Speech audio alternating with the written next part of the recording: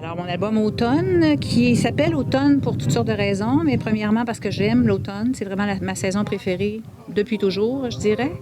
Puis aussi parce que à ce moment-ci de ma vie, je me considère sur le fil de ma vie là, dans cette saison-là, la saison d'automne.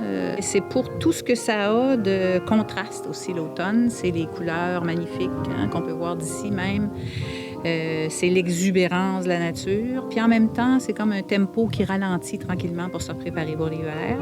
Puis je trouve que c'est une belle analogie, ça aussi, avec la vie, où on se développe, on grandit, on s'active, on travaille beaucoup, on s'agite, puis tranquillement, pas vite, on se repose. Alors, voilà. Dans le fond, ça s'appelle des chansons sans mots parce que les 4 autres albums précédents incluaient, en tout cas, faisait la jonction entre paroles et musique. Il y avait 2 CD de chansons, 2 CD qui s'appellent des musicantes. Alors, il y avait toujours abondance de paroles. Dans celui-là, ce ne sont que des musiques instrumentales au piano. Et puis, c'est des chansons sans mots aussi parce que la forme musicale de ces pièces-là sont vraiment bâties comme des chansons.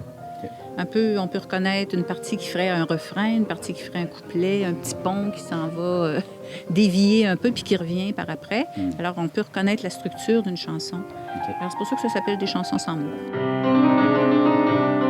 Je dirais les créations comme telles se sont échelonnées sur plusieurs années, mais plus intensément, je dirais, la dernière année. Puis le projet de faire un album instrumental date de, je dirais, 2012. Après la fin de mon projet de deuxième musicante, j'avais déjà cette idée-là. Alors, depuis ce temps-là, je compose des pièces, je les peaufine aussi et tout ça. Puis, il y en a eu plusieurs qui ont été composées dans les dernières années. C'est un lancement qui se passe au domaine du lac, au vignoble du domaine du lac à Saint-Mathieu-de-Rioux. Puis en fait, l'endroit a été choisi justement parce que c'est un décor d'automne extraordinaire et puis le pavillon est vitré tout le tour. Alors les gens vont arriver puis ils vont voir ce décor-là dans la face. Alors je trouvais que c'était un beau cadeau à leur faire. Mais aussi, c'est une belle place pour célébrer l'automne parce que c'est vraiment très, très beau comme site. Moi, j'ai travaillé beaucoup à l'organisation, puis ça a suivi la campagne de sociofinancement sur la ruche. Parce que sur la ruche, il y avait des gens qui avaient déjà réservé leur place, puis pas mal de gens. Donc, c'est pour ça que je fais le lancement en 2 temps aussi. La moitié aujourd'hui puis la moitié demain en formule matinée, parce qu'il y avait trop de gens pour qu'on puisse, compte tenu de toute la situation COVID et compte tenu de l'espace ici aussi, on a fait ça, j'ai fait ça en 2 temps. Puis il y a comme un comité de lancement qui m'a aidé à finir d'organiser en tout cas les choses, puis qui sont là aujourd'hui justement pour m'aider avec tous les petits détails d'organisation et tout ça. Puis à la sonorisation, c'est Lila Gilbert qui fait la sono puis qui fait l'éclairage aussi. Puis c'est quelqu'un avec qui j'ai collaboré pour l'album aussi parce que c'est un album qu'on a fait en co-réalisation. L'album s'est enregistré chez moi, sur mon j'appelle ça mon grand noir, sur mon piano à queue.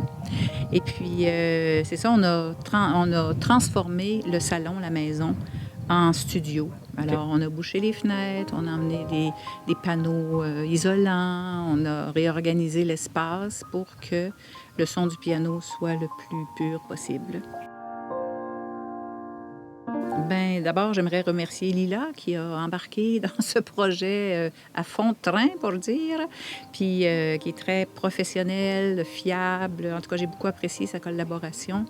Il y a d'autres gens qui ont travaillé sur, par exemple, la masterisation. C'est Jean-Philippe Villemur qui a fait un travail impeccable, vraiment une belle collaboration aussi. Tous ceux qui ont aussi soutenu le projet par le sociofinancement, il y a eu quand même 85 personnes qui ont retenu une contrepartie ou l'autre. Alors, merci à tout ce beau monde-là. Et puis, j'ai mon amie Isabelle Castonguay, qui est une illustratrice, peintre, etc., formidable, et qui est aussi une grande amie, qui a fait l'illustration de la pochette. Valérie Lavoie, qui a fait les photos. Puis vous autres, qui avez enregistré la vidéo de promo pour la ruche. Ben, ça fait plaisir. Puis on te souhaite un gros merde. Ben, je suis pas supposée dire merci, mais en tout cas, j'apprécie. Amuse-toi. Oui, certain, j'ai bien l'intention.